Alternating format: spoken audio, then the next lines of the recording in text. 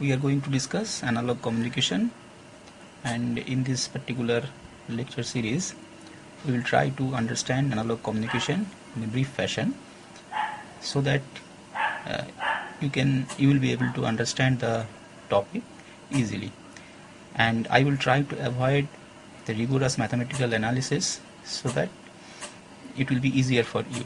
This is just a preliminary lecture series. Well, communication is the process by which we can transfer some information from one point to another point. And that communication system may be of different type, like multicast, broadcast, etc. We will discuss, or we will try to discuss later on. Now let us try to understand the basic block diagram of any communication system. The basic blocks are like this: one input transducer, a transmitter, there will be some channel, then receiver, and finally the output transducer. And in the channel there may be some noise or distortion, and that will be added in the channel in this way. So according to the block, the noise and distortion are added in the channel, and most of the noise is actually coming from the channel. Now let us try to understand the functions of each block. The input message is assumed to be a voice signal for this case.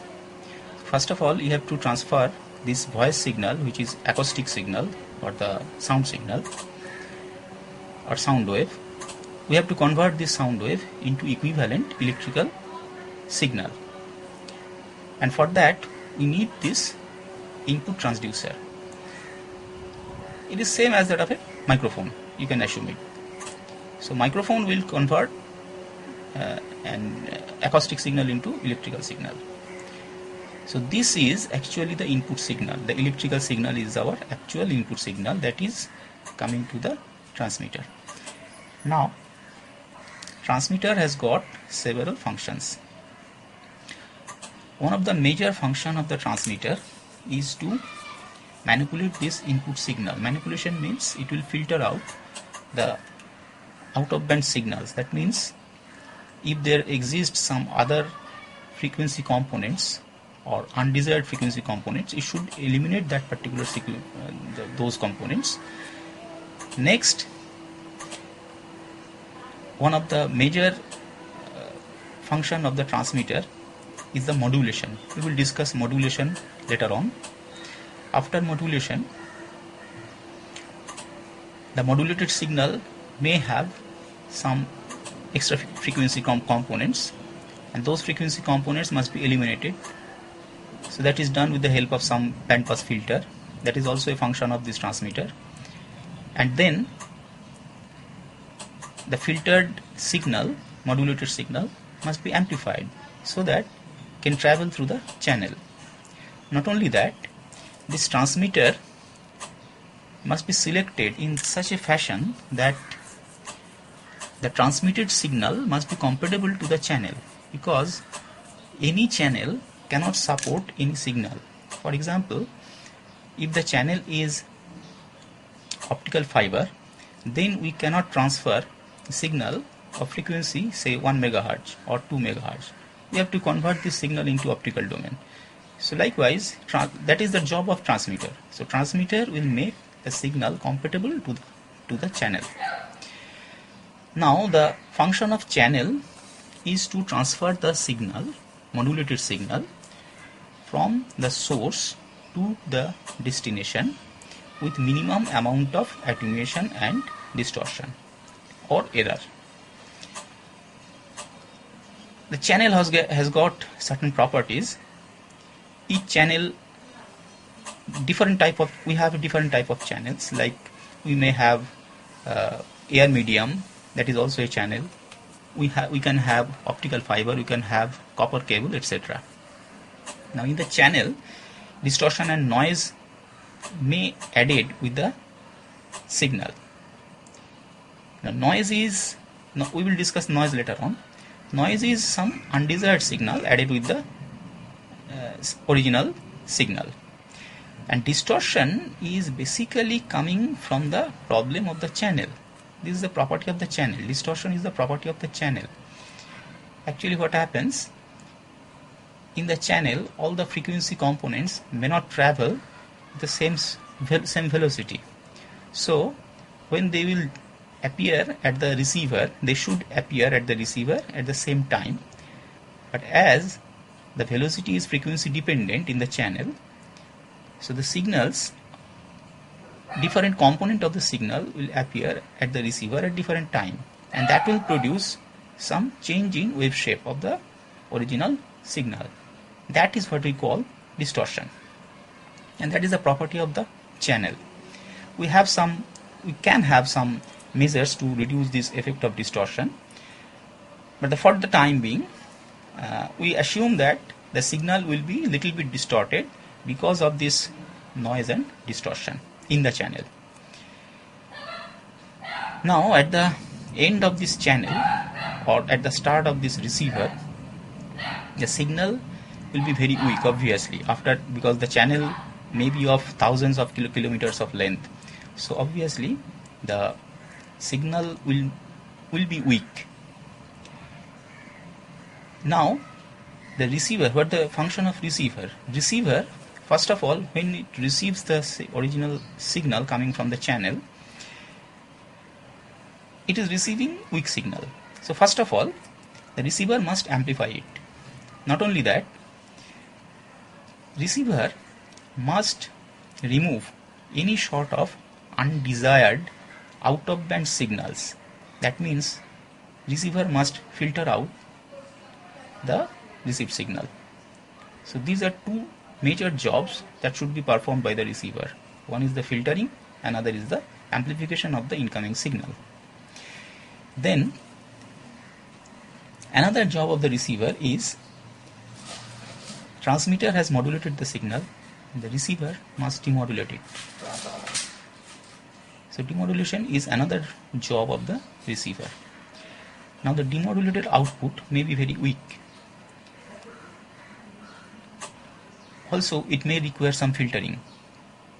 So filtering of demodulated signal and the amplification of the demodulated signal is another job of the receiver. These are the functions of the receiver. Now at the output of the receiver we should get the original message signal or the replica of this message signal here. Replica of the message signal, electrical message signal, right here. So here we have the electrical message signal. Now electrical message signal must be converted into the sound wave, acoustic wave.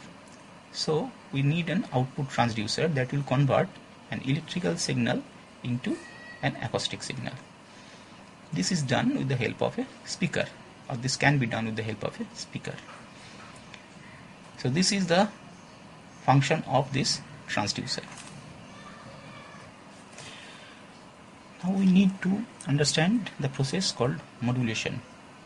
Generally, baseband signal, the original message signal, cannot be transmitted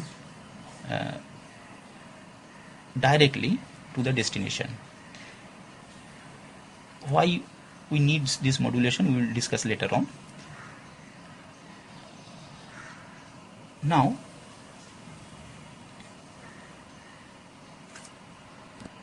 a signal may consist of three parameters. One is amplitude, another is phase, another is the frequency. These are the parameters of a signal. So what we do, we actually change any one of the parameter, either amplitude or phase or frequency of a signal. We call that signal as carrier signal, depending on the variation of the baseband signal. And this process is called the modulation. That means modulation is the process by which we change the parameter, amplitude, phase or frequency of carrier signal depending on the variation of another signal called the original message signal or the baseband signal. Sometimes it is also called the modulating signal. Okay. Why do we need this modulation? So first, the efficient radiation. For efficient radiation, the antenna size is of the order of lambda by 2, where lambda is the wavelength. Now if we consider the voice frequency is up to say few tens of kilohertz, 20 kilohertz is the maximum limit. So if we consider that tens of kilohertz, then the corresponding wavelength would be of the order of few hundred kilometer. That means if I want to transmit the voice signal, we require an antenna of length half of the hundreds of kilometers. That means of the order of 50 kilometer or more than that. Now antenna size of 50 kilometer is an absurd idea. That means we have to change the frequency from voice frequency, that means few tens of kilohertz, to higher frequency levels, so that the antenna size gets reduced. So this is the first requirement of the modulation. Second need is the simultaneous transmission of several signals. If I want to transmit number of signals, number of voice signals, all the voice signals are in the same frequency domain, tens of kilohertz. So there is a chance of overlapping or superposition. So what we can do, we can allot different carrier frequencies for different signals, so that they will never interfere. So they can be transmitted through the same channel and they can be recovered back. That means simultaneous transmission is possible if we have modulation. Now if we transmit the signal directly, then there is a chance of excessive amount of noise introduction in the signal. Now there are several techniques of modulation that changes the signal to, that is able to change the signal to noise ratio. That means we can improve signal to noise ratio, so the signal quality at the receiver would be better. That is possible using modulation. We will discuss this later on. Improvement of signal to noise ratio, we will discuss it later on if time permits. Next is the efficient use of bandwidth. If we have purchased some bandwidth, then we must use this bandwidth efficiently. Now different modulation has got different bandwidth. We will discuss it later on. So if we have purchased say 200 kilohertz of bandwidth, we must use this 200 kilohertz bandwidth efficiently. That means we must utilize it properly, and that is possible if we have a specific type of modulation, if we have selected specific type of modulation scheme. So these are the need for modulation, but there are some fundamental limitations of communication system, that is the noise limitation, bandwidth limitation, and the equipment limitations. And I am not going to discuss these things in details, because that will make this whole lecture series very bulky. So we are avoiding to explain these things. Now let us recapitulate something that we have already discussed, or that you have already learned in your previous classes in signal and system. So first of all, what is the meaning of signal?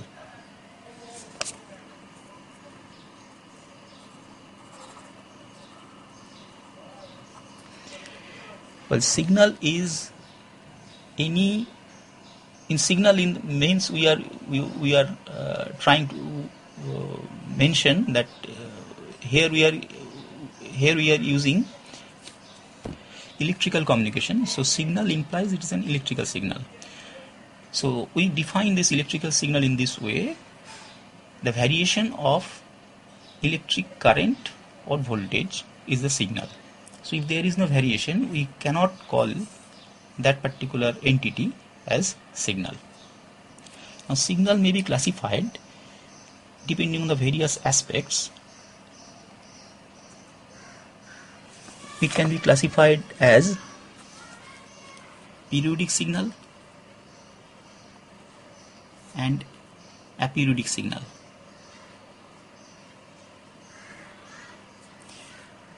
Periodic signal means a signal that repeats itself after a certain period of time. That means if a signal is represented by GT, then it should be repeat itself after a certain time of, say, t0. This is what we call the periodic signal. And for aperiodic signal, the signal will not get repeated. So any time bound signal is an example of aperiodic signal. Now signal may be divided or classified by some other means also, like depending on its voltage value, the condition of its amplitude, we can divide this signal as analog and digital. Now what is the meaning of analog signal? If the amplitude parameter of a signal can take any value within a certain range, it will be treated as analog signal. For example, this signal within a certain range of plus MP to minus MP, this signal is taking any value. It may be 0.1, it may be 0.2, it may be 0.3, etc. It can take any value. It can take 0.001, it can take 0.002, etc. That means within a limit of plus MP to minus MP, it can take any value. Now digital signal means if the amplitude of a signal can take only a finite number of pre-specified values only within a certain range of amplitude. So let us consider this situation. We have signal like this.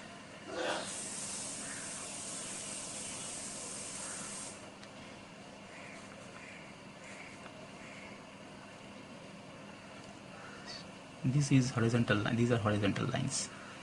That means from 0 to, say, 0 to 1, the signal is with voltage 1.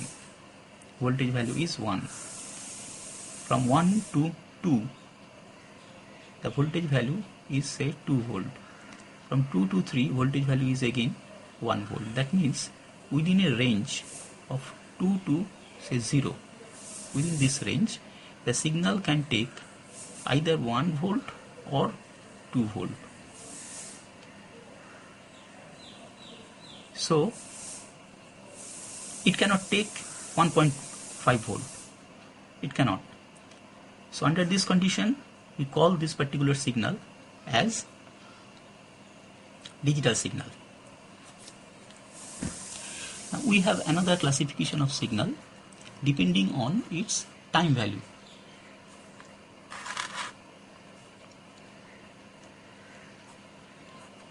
That means the time axis. One is continuous, another is the discrete. Now, what is the meaning of continuous signal? If the signal exists at every time within a certain time interval, then the signal is called a continuous signal. Consider this signal, or here, or just this signal.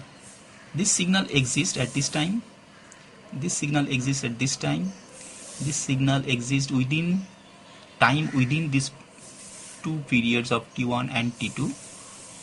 The signal does exist, so it is a continuous signal. This is an example of continuous signal. Also, this one is example of continuous signal. That means this signal is digital and continuous signal. because it exists at every point of time. Now consider the situation of discrete signal. If we take the sample of this signal, the sample may look like this.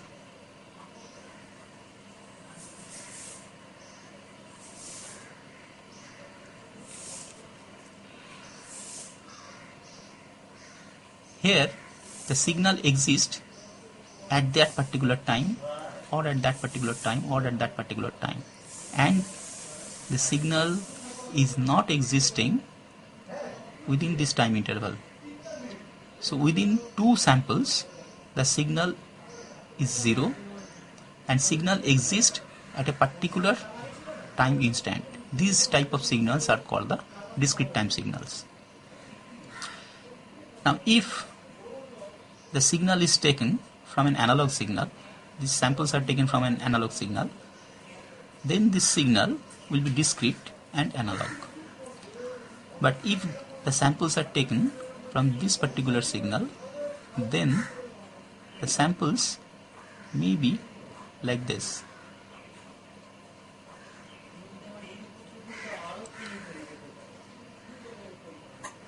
So here these two samples are of equal size, these two samples are of equal size, these two samples are equal size of 2 volt. That means this particular signal is a discrete time signal, but at the same time the signal is digital. We can divide the signal in another way. One is called the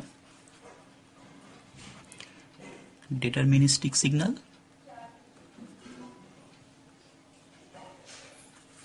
and random signal. Deterministic signal means we can completely specify this signal with the help of some equation. That means if we put the value of time, we will get the corresponding amplitude of the signal. There is another kind of signal that cannot be specified in this with the help of this type of simple equation, because if we specify the time for the random signal, we will get the amplitude value along with certain error. That means random signal cannot be completely specified by any equation. This is what we call random signal. So now let us recapitulate some older things. First, if we try to analyze the signal, we must differentiate different type of we must analyze different type of signals. So we must know what are the different type of signals. Now signal energy is defined in this way. If gt is the signal, then integration from minus infinity to plus infinity gt squared dt is the signal energy. Now if the energy of the signal is finite and average power is 0, then that particular signal is called the energy signal. Similarly, we define the power of the signal in this way: limit t tends to infinity 1 by t minus t by 2 to plus t by 2 gt squared dt. Generally, this type of signals, when this signal is periodic in nature, then we use to determine the corresponding power. So power signal must have an finite average power and infinite energy. So we have two type of signals, energy signal and power signal, and we can differentiate these two type of signals in this way. These are few signal operations. This is the time shifting operation. If gt is the signal, this is arbitrary signal, then gt minus t means it will be shifted, it will be delayed rather, it will be delayed by an amount t, and gt plus t means it will be advanced by an amount t. Next is the time scaling. If this is the signal from t1 to t2, gt is the signal, then G2t will be like this. It will be, instead of T1, it will be T1 by 2. Instead of T2, it will be T2 by 2. Similarly, Gt by 2 will be, instead of T1, it will be 2T1, and instead of T2, it will be 2T2. This is what you call time scaling. Now, time inversion implies that as if we have a mirror in this y-axis, so the mirror image of this signal will be G minus T. So this section in the positive axis, positive time axis, will go to the negative time axis, and the negative time axis will go to the positive time axis. This is what we call the time inversion property. Now let us see some common type of signals. One is the unit step function. So unit step function ut can be written in this, can be drawn in this way. The value is 0 when time is negative, value is 1 when time is positive. So ut equal to 0 for negative time, ut equal to 1 for positive time. We have unit impulse function written as delta t equal to 0, and for t not equal to 0. That means the value of this function will be 0 everywhere except at t equal to 0. It must have this property minus infinity to plus infinity delta t dt equal to 1. So this is the representation of this delta function. This unit step function is also called the delta function. Next we have ramp function. So for negative time the value is 0, and for positive time the value is proportional to t. So it will going on increasing in this way. Now let us consider the orthogonality of the signal. If we have two signals x1t and x2t, then if within a certain period of time t1 to t2, x1t multiplied by complex conjugate of x2t dt is equal to 0, if this condition holds, then these two signals x1t and x2t are said to be orthogonal in nature. Now if we have two signals gt and zt, then the cross correlation function psi gz tau can be defined as integration minus infinity to plus infinity gt zt plus tau dt. Next we have autocorrelation function. These are actually known to you, we are just recapitulating it.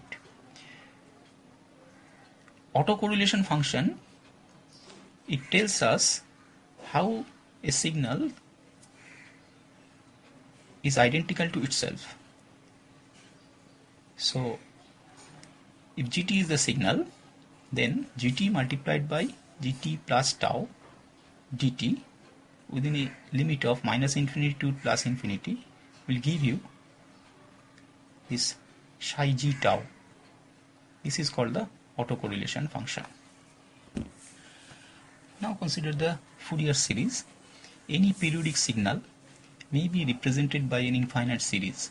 So GPT is a signal that can be expressed as a0 plus summation n equal to 1 to infinity an cos n omega 0 t plus bn sin n omega 0 t within a limit of t1 to t1 plus t0,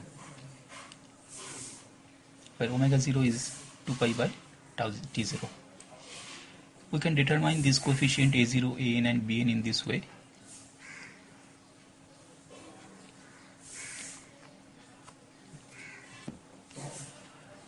Now instead of using that particular type of representation, we can represent this Fourier series in slightly different way as well, like n equal to minus infinity to plus infinity cn exponential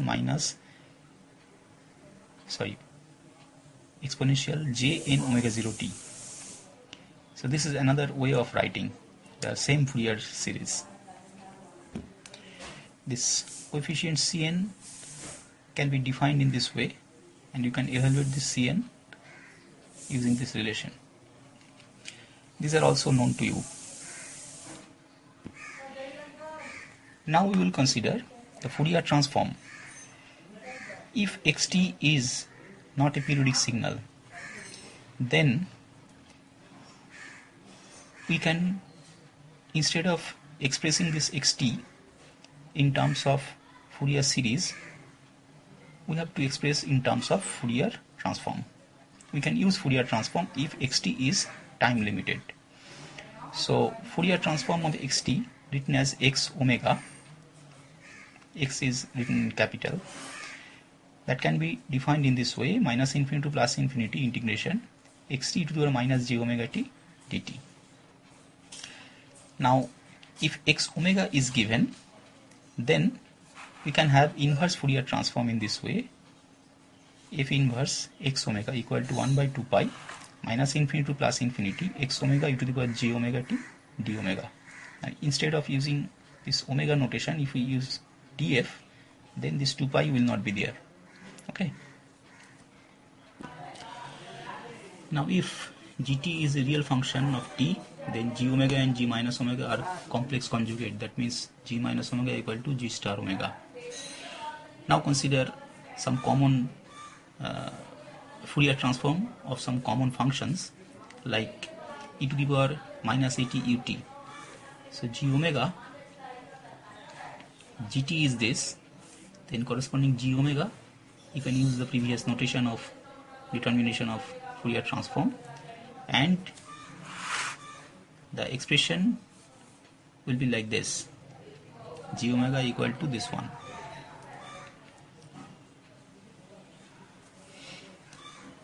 So you can divide this g omega into its magnitude part and the phase part. The corresponding plot is this, magnitude plot is this, and phase plot is this. Similarly, if we have a gate function gt, the value of gt is a, from minus tau by 2 to plus tau by 2, and 0 otherwise. So g omega can be determined as a tau sinc omega tau by 2, and the sinc function looks like this. So gate function is Fourier transform is sinc function. Now consider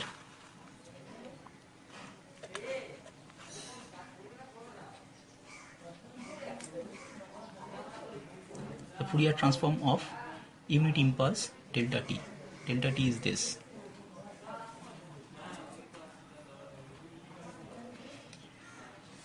So taking the Fourier transform, we will get 1. So g omega is equal to 1 irrespective of the value of omega. That means delta t contains all the frequency components of equal amount.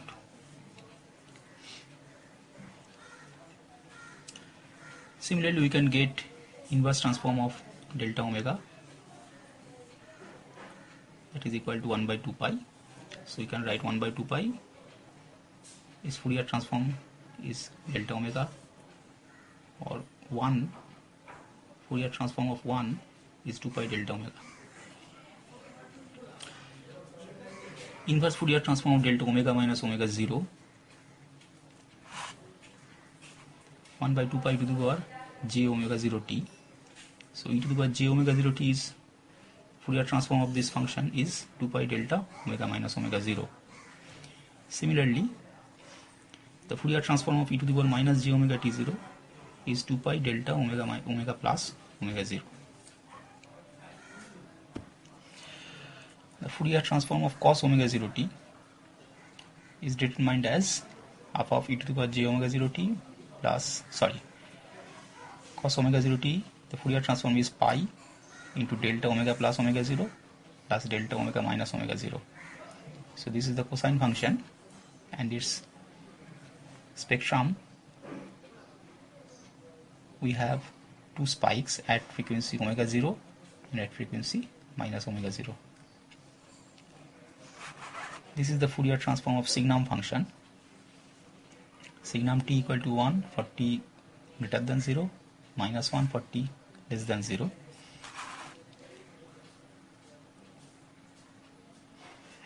And the Fourier transform is 2 by j omega. Now let us consider few common Fourier transform pairs that we are going to use very occasionally. So this one is delta t, its Fourier transform is 1, cos omega 0 t is this, sin omega 0 t is this. The difference between cos and sin is basically there is a factor j, and this, instead of plus sign there will be negative sign. For signum function 2 by j omega. Then rectangular function, it is a sinc function. Similarly, for the sinc function, the Fourier transform is the rectangular function. So these are few common Fourier transform that we will use very often in this particular subject. Now consider some common properties of Fourier transform. The first property is the linearity property. So if we have two functions, g1t whose Fourier transform is g1 omega and g2t whose Fourier transform is g2 omega, then if a1 and a2 are two constants, then a1 into g1t plus a2 into g2t, its Fourier transform will be a1 into g1 omega plus a2 into g2 omega. This is called the linearity property. Next is the duality or symmetric property. If gt, if it is a function, its Fourier transform is g omega, then capital G omega, then capital GT, the Fourier transform of this function will be 2 pi into small g minus omega. Next is the scaling property. If gt, its Fourier transform is g omega, then ga into t, its Fourier transform will be 1 by magnitude of a g omega by a. Next one is the time shifting property.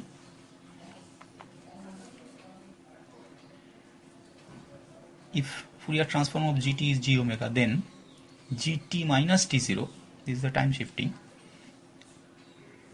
This function gt minus t0, if we transfer it into Fourier domain, then it will be g omega e to the power minus j omega t0. That means shifting in time domain will produce a phase shift. E to the power j minus j omega t0 is the phase shift. It is the phase shift in the frequency domain. Next is the frequency shifting property, just like time shifting property. So if we change the phase in time domain, gt multiplied by e to the power j omega 0 t, that means we have changed the phase of the gt, then in Fourier domain that will be reflected by change of frequency g omega minus omega 0. So there will be some change in frequency in the frequency domain. So these are few properties that we are going to use, or that we will use in this particular subject.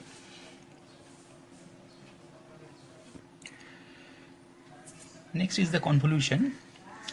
The convolution process is used to determine the output from a system for a given input.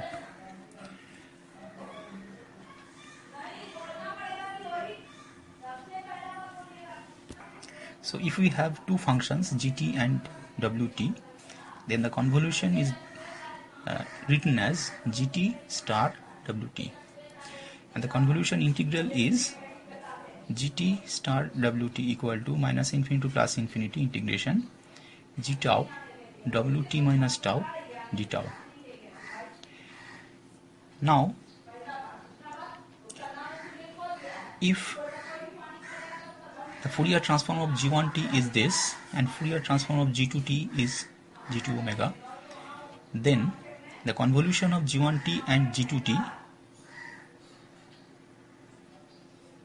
its Fourier transform will be g1 omega multiplied by g2 omega. This is what we call time convolution.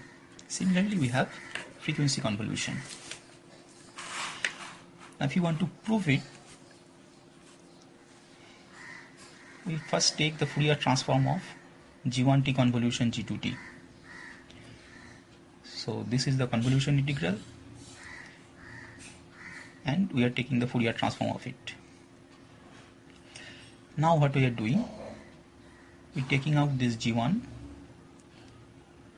e to the power minus j omega t, we are taking inside it. Now the inner integral d tau and dt, this position has been changed. So inner integral is the Fourier transform of g2t minus tau. Fourier transform of g2t minus tau. That means g2 omega e to the power minus j omega tau, using the property of Fourier transform. So we can write g1 tau e to the power minus j omega tau g2 omega d tau. So here d tau is the variable, so omega is constant with respect to this integral, so we can take it outside. So we have g2 omega minus infinity plus infinity g1 tau e to the power minus j omega tau,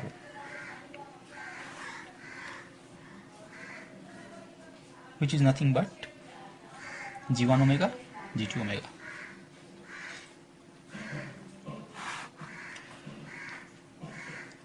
Now if g1 and g2 has a bandwidth of b1 and b2, then if we multiply these two signals, the bandwidth will be b1 plus b2.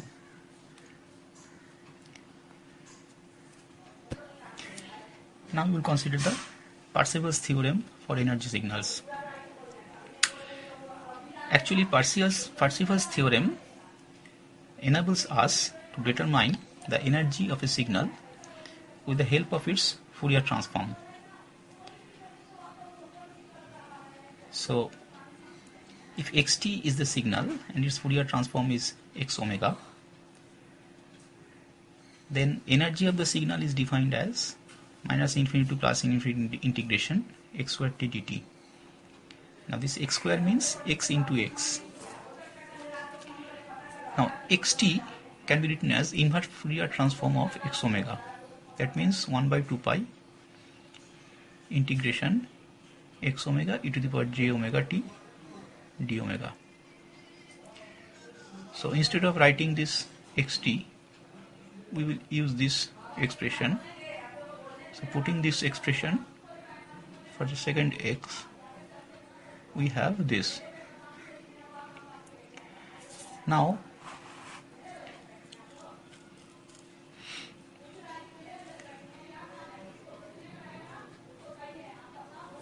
if we alter the or interchange the order of integration, then we can write it as x omega, and in the inner integration we have xt e to the power j omega t dt, which is equal to x minus omega. So energy is 1 by 2 pi minus infinity to plus infinity x omega, x minus omega, d omega. Now for real signals, x minus omega equal to x star omega, where x star is the complex conjugate. So x omega x minus omega equal to x omega x star omega. That can be written as magnitude of x omega whole square. So energy of the signal is 1 by 2 pi minus infinity to plus infinity x square omega d omega. So instead of using d omega, we can write it in terms of df as well. So then if we write it in terms of df, then there will be no 2 pi factor will not be there.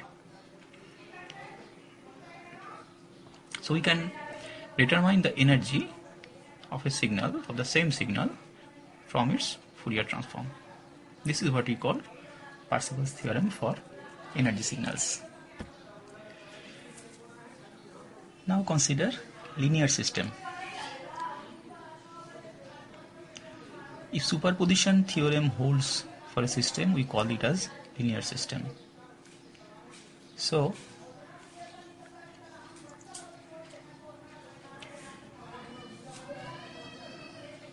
if yt can be written as some operation of a1 x1 t plus a2 x2 t.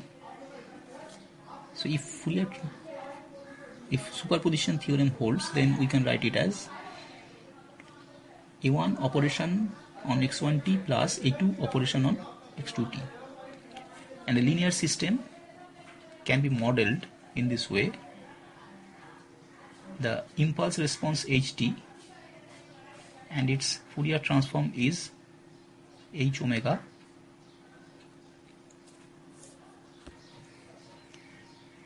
This h omega is the transfer function of this system. So if xt is the input signal, yt is the output signal, then we can write yt equal to xt convolution ht. In Fourier domain we can write y omega equal to x omega into h omega. Now consider the distortionless transmission.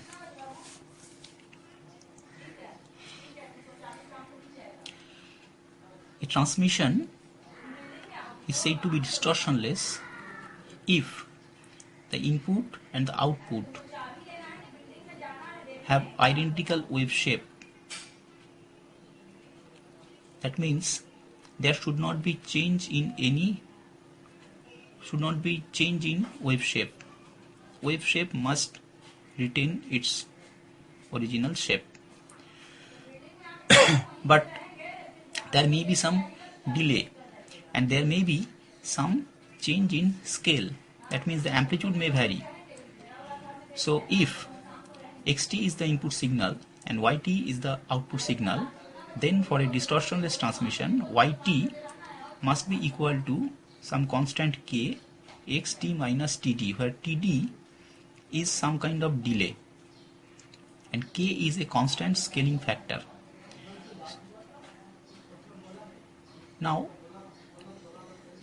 if this constant is multiplied with this xt, then there will be no distortion, because suppose k equal to 0.5, so amplitude of x will be halved. Now we can easily